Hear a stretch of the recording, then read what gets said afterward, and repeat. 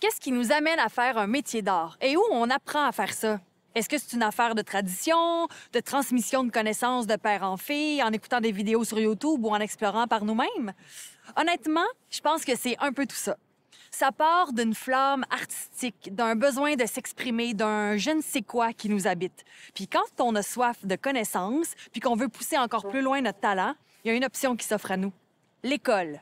Je m'en vais d'ailleurs rencontrer le directeur général du Centre de formation et de consultation en métiers d'art, Hugo Laflamme. C'est lui qui gère le DEC en technique de métiers d'art au Cégep de Limoilou.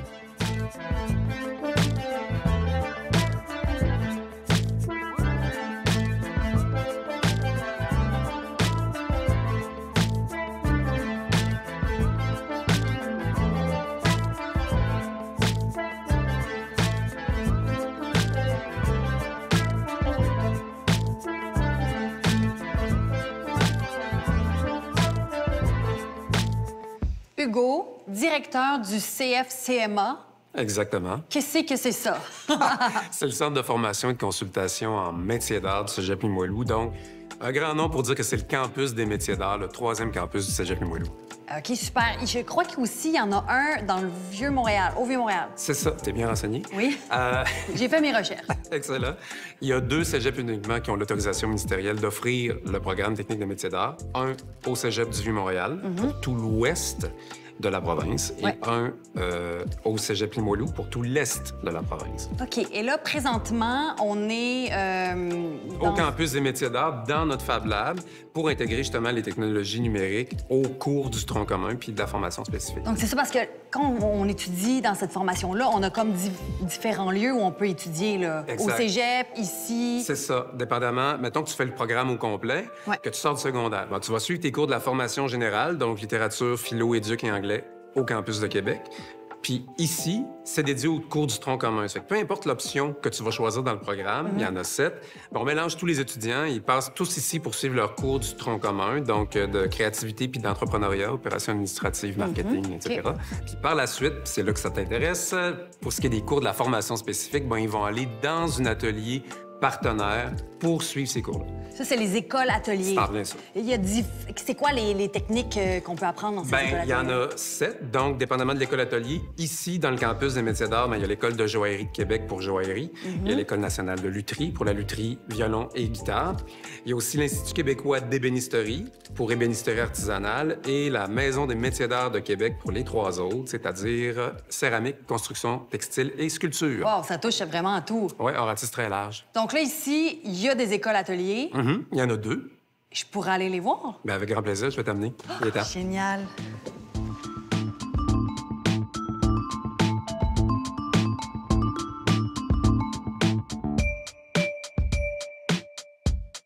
On est à l'École nationale de lutherie. Rémi, tu es le directeur. J'aimerais ça que tu m'expliques qu'est-ce que vous faites ici à l'école. Donc, à l'école, on est responsable du volet lutherie du programme technique de métiers d'art. Donc, on a comme mandat de rassembler les ressources matérielles puis humaines pour former la relève en lutherie. On a 2 profils de formation, en violon et en guitare, pour accommoder les spécificités des 2. La formation s'adresse à des néophytes, donc pour pas être luthier, pour apprendre à devenir luthier. Donc, évidemment, on s'adresse à des gens qui ont une passion pour la transformation du bois. Souvent la musique. La musique, oui, souvent, c'est des musiciens manqués. OK. C'est des farces. Oui. Mais bon, donc, évidemment, une passion pour ces métiers-là. Donc, c'est le profil qu'on a, des gens qui arrivent soit du secondaire, mais beaucoup de gens aussi, c'est des seconds parcours, des secondes carrières, des fois des projets de retraite. Donc, on a vraiment un paysage d'étudiants qui est très, très hétéroclite. Puis, à l'école, est-ce que vous offrez aussi, après, quand on termine, un espèce de parrainage où vous les aidez? Comment un finissant, là, quand on arrive à la fin de notre parcours, qu'est-ce qui se passe? Bien, essentiellement, oui, il y a l'aspect tout technique. Donc, on forme là, les étudiants à développer leurs mains. Mais il y a aussi les volets d'entrepreneuriat, qui est quand même une partie importante là, du profil des gens qui sortent en métier d'art, vont être appelés à devenir entrepreneurs, avoir leur propre entreprise. Donc, il y a des cours qui aident à ça. Mais aussi, on veut faire des concepteurs, donc pas seulement des ouvriers, donc qui vont concevoir des objets qui sont distinctifs. Donc ça, c'est des atouts pour la suite. Puis pour les aider, bon, il y a toutes sortes de choses qu'on peut faire. Donc on donne accès à nos ateliers. Mais pour les finissants aussi, pour mettre en vitrine leur travail, on fait un concert de fin d'année. On montre aussi leur travail sur le site Internet de l'École de lutherie et on fait un petit salon aussi qui précède. Donc, vraiment pour se rapprocher de ce que sera là, leur démarche là, pour montrer leur travail là, dans un contexte professionnel. OK. Et quand tu dis ils font un concert, donc, en fait, c'est des musiciens professionnels qui viennent jouer sur les instruments qui ont été créés par les élèves. Tout à fait. Donc, souligner les accomplissements, si c'est une exposition statique où les instruments sont sous verre, ça n'a pas vraiment de sens. Donc, on embauche des musiciens professionnels qui vont présenter leur travail vraiment dans un contexte professionnel. Donc, soit des musiciens qui sont assez courageux, téméraires pour jouer des instruments qu'ils n'ont jamais joué auparavant. Mais ça donne toujours des moments là, très, très émouvants là, de voir là, la réalisation prendre vie. Et surtout de les entendre, Tout là. à fait. Rémi, est-ce que tu peux me parler plus du programme? Oui, donc c'est un programme de 3 ans. Au départ, c'est exactement les mêmes cours, puis par la suite, ça va se spécialiser violon et guitare. Donc, pendant les 3 années, ils vont fabriquer 4 instruments, donc pour lesquels ils défraient les matériaux. Et ces instruments-là leur appartiennent évidemment à la fin. Et donc, il y a tout le volet technique. Donc, on développe les habiletés manuelles, mais il y a aussi tout l'aspect entrepreneuriat qui est aussi là, intégré au programme, ainsi que l'aspect design, donc développer des objets là, qui se distinguent. Et puis, donc, au bout des 3 années, là, il y a présentation là, des ouvrages, puis on décerne un diplôme. Puis je pense qu'aussi, vous offrez des cours à tout le monde, là, aux gens comme moi, mettons. Oui, mais pour ceux qui veulent explorer un petit peu, sans nécessairement faire le programme au complet, on a quelques offres là, de cours grand public en initiation à fabrication de guitare électrique ou ajustement de guitare, entre autres. Puis sinon, s'il y en a qui veulent vraiment plus explorer pour voir si c'est vraiment un choix de carrière, il y a d'autres options aussi auprès du Cégep Limoilou là, pour être étudiant d'un jour puis voir un petit peu là, c'est quoi le parfum. Comme directeur, c'est quoi tes souhaits ou ta vision pour la suite? Pour la suite, bien, essentiellement, c'est de continuer à faire rayonner la lutherie au Québec. Donc, on se démarque très bien à l'international, les luthiers québécois, les luthiers canadiens. Ouais. Donc, que ce soit dans des salons ou des compétitions de lutherie internationale, donc, il y a toujours des Québécois qui s'illustrent très bien. Donc, c'est de continuer là, ce travail-là, là, de mieux préparer nos étudiants à intégrer ce milieu-là en favorisant les rapprochements là, professionnels et académiques. Merci beaucoup. Merci.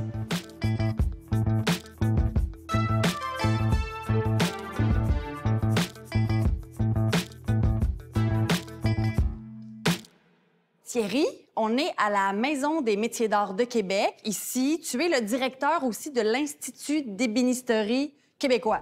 Oui, est-ce que de je l'ai bien l'Institut dit? québécois d'ébénisterie. Ah, j'ai inversé. Oui, t'as inversé, mais c'est exactement ça. Donc, tu es le directeur de ces 2 écoles-là. Oui. Je me demande, après m'avoir, qu'est-ce qu'on fait dans ces écoles? C'est quoi les métiers d'art qu'on apprend? Oui, bien, à la Maison des métiers d'art de Québec, on apprend céramique, textile et sculpture. À l'Institut d'ébénisterie, c'est vraiment toutes les techniques liées à l'ébénisterie. Donc, la construction de meubles, par exemple. Ça prête aussi de l'ornementation pour des bâtiments patrimoniaux. Et en fait, dans chacune des options, on part de la base. Donc, un étudiant arrive aucune notion. Mettons moi, là, par exemple. Toi, Sophie, par exemple, tu n'as aucune notion en céramique. Ouais. Bien, première session, tu apprends les bases de tournage, façonnage. Et pendant 2 années complètes, dans toutes les options, on vient solidifier ces bases-là. Ça devient des fondations, si on veut. Et après ça, en 3e année, c'est là que le côté un peu plus créatif et la personnalité de l'individu ressort. Et donc là, en 3e année, oui, il y a encore du tournage, il y a encore du façonnage, mais via des projets qui leur parlent davantage. Donc, ça peut être plus personnel. Plus personnel. Et ça peut être autant de la pièce utilitaire que de la pièce aussi dite œuvre, pièce unique, œuvre d'expression.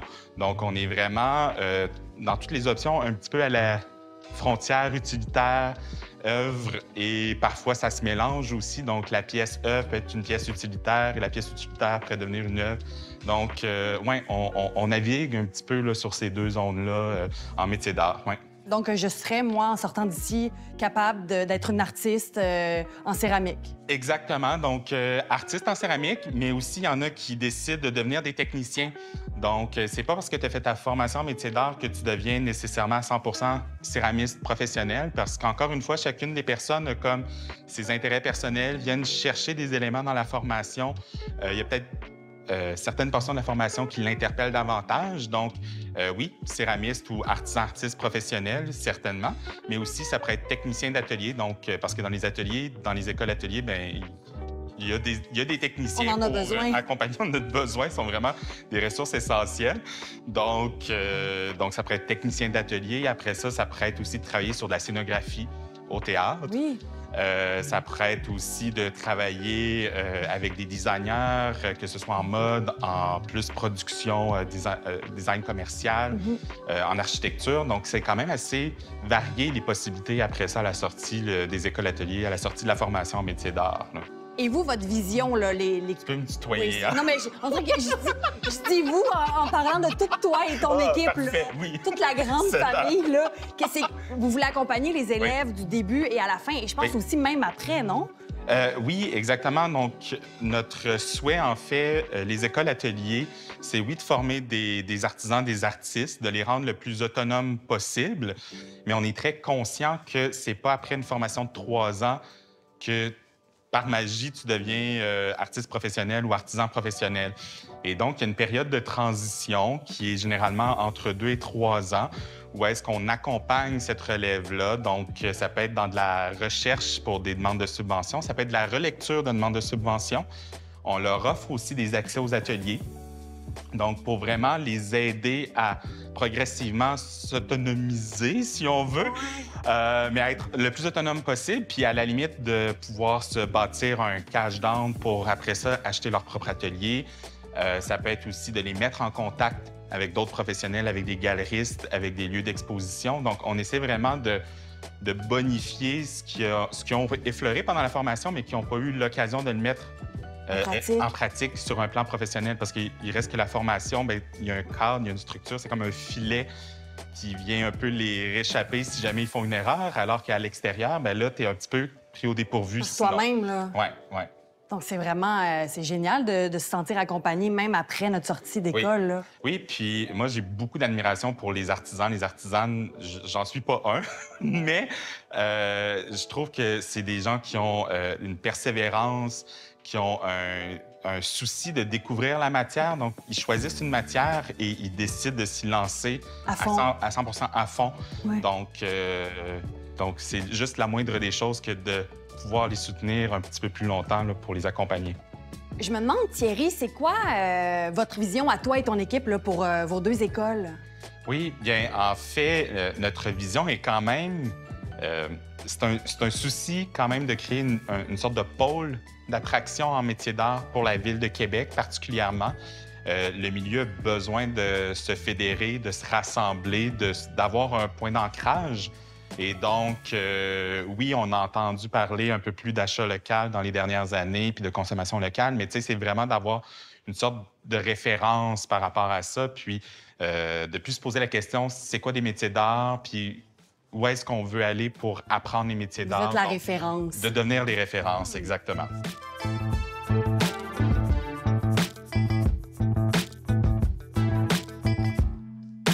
Mélanie, tu es une chargée de cours ici à l'École de joaillerie de Québec. Je me trompe pas? Non, exactement. Super. Et là, ici, on est dans une classe, tu me disais, assez typique là, d'un cours de joaillerie. Classe générale de joaillerie, chacun son bureau, son espace de travail, accès aux torches, au oxygène, gaz. On est prêt à commencer à travailler. On est prêt. D'ailleurs, j'aimerais ça que tu me parles de la formation. Qu'est-ce que les étudiants vivent? Là? C'est quoi les étapes quand ils viennent à votre école? La formation est ultra, très complémentaire et très complète. On a des cours très techniques. Tout d'abord, on commence vraiment à la base. C'est sûr, on apprend à écrire avant de faire de la poésie, donc c'est la même chose dans notre domaine. On va avoir, les étudiants vont avoir des cours de créativité, de dessin, qu'on appelle des cours de tronc commun. Ils vont avoir des cours aussi de comptabilité, de marketing, plutôt mise en marché, plan d'affaires. Des cours qui vont les préparer aussi à leur projet post-études. Parce que c'est bien d'apprendre et tout ça, mais ensuite, après, il faut comprendre. Oui. Puis quand ils sortent de l'école, bien, on les a déjà encadrés à faire leur carte d'affaires, leur plan de mise en marché, leur site web. Donc, ils sont accompagnés là, vraiment de façon individuelle à former, à pouvoir former leur projet post-études qu'ils veulent avoir. OK. Et dans les cours, est-ce qu'on part du dessin, puis c'est quoi les étapes? C'est à quel moment là, qu'on finit par avoir un bijou, là? Dès le départ. Dès le départ, c'est plutôt des exercices, je dirais, mais les cours de dessin sont déjà, dès les premières sessions, des cours de dessin assistés par ordinateur. Donc, déjà, la modélisation 3D est vue. Ça, ensuite, ça peut vraiment aider les étudiants à bien comprendre un peu vers quel type de bijoux ils veulent aller. On va travailler autant la cire perdue, on va travailler dans la masse, on va vraiment... C'est un cours très complet, puis on dit souvent qu'en 3 ans, on pourrait en prendre encore d'autres années. Il y a beaucoup de techniques.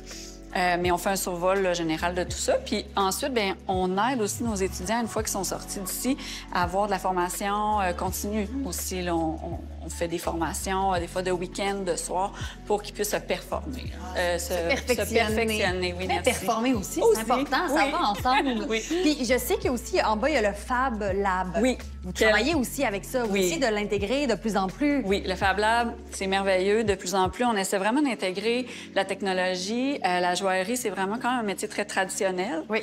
Mais on essaie là, vraiment, les chargés de cours, d'intégrer des nouvelles technologies dans à peu près tous les cours qu'on peut avoir. Que ce soit d'aller faire des dessins, imprimer en 3D une pièce qui va nous aider à fabriquer un bijou, faire de l'exploration de matière. Donc ça, de plus en plus, là, on est très... je dirais que c'est une de nos forces là, ici à l'École de joaillerie de Québec. Là, c'est vraiment l'intégration des nouvelles technologies à la création, exploration de bijoux. Et je sais que toi aussi, tu as étudié ici. Oui. Donc, tu es une ancienne étudiante, joaillère professionnelle aussi. Oui. Et là, tu es chargée de cours ici. Pourquoi? Qu'est-ce qui t'a mené à faire comme une boucle, en fait? Oui, bien, bon, j'avais fait des études en art visuel, ensuite une maîtrise en enseignement, tout ça. Puis j'ai décidé de faire mon DEC ensuite, revenir aux sources, puis en joaillerie.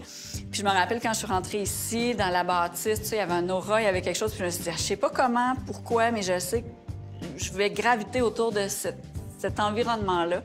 Puis j'ai eu la piqûre rapidement, puis c'est là que je me suis dit, ouais, je vais enseigner. J'enseignerai pas les arts visuels, je vais enseigner la joaillerie.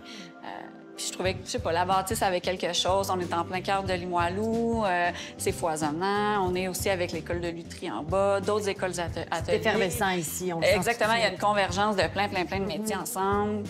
Donc...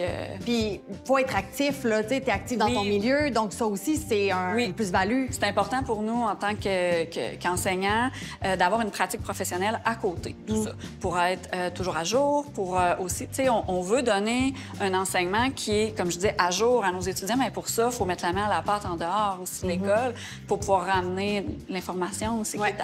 Être à jour. Exactement. Être dans le vent. Exactement. Fait que c'est pour ça que c'est vraiment important pour nous d'avoir une pratique en à côté, les heures d'enseignement.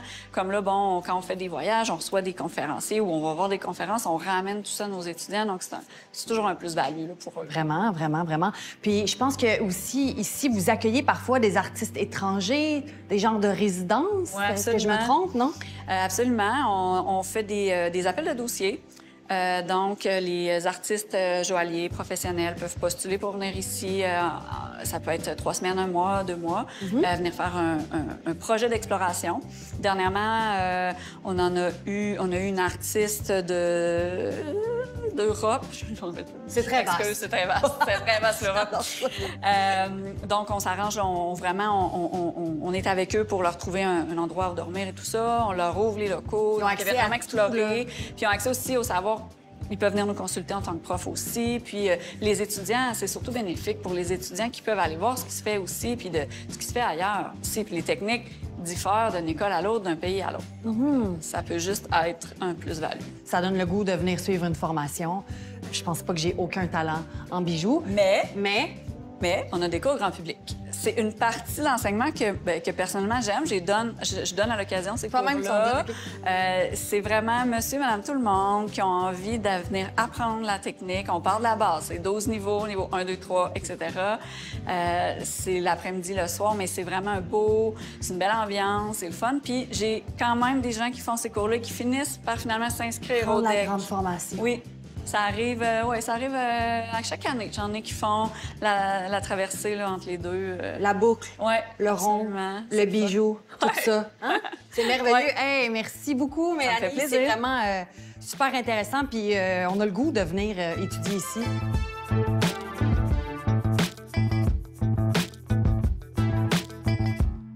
Guy, directeur du Centre Materia à Québec. Qu'est-ce que c'est le Centre Materia? C'est une galerie, un centre de diffusion spécialisé en art matériel. Ça existe depuis plus de 20 ans maintenant. Ça a été fondé par la Maison des métiers d'art, admettons, qui voulait doter la région d'un organisme de diffusion où on pouvait présenter l'excellence en métiers d'art, en art matériel, pour influencer, inspirer, en fait, la communauté estudiantine qui est au-dessus. Mais c'est malgré tout 2 organismes différents avec 2 conseils d'administration pour avoir ce souci d'indépendance là, de l'un envers l'autre. Donc, vous accueillez des expositions, autant d'artistes établis, je crois, que aussi la relève. Exactement, oui. La place de la relève, c'est très important aussi dans notre mandat. Alors, bien sûr, ça va passer par certaines expositions, dont l'exposition des finissants de la Maison des métiers d'art, qui va toujours se tenir ici à chaque année. C'est ici que ça se passe. Exactement. Et puis, dans notre programmation aussi, on s'assure toujours d'avoir des artistes de la relève.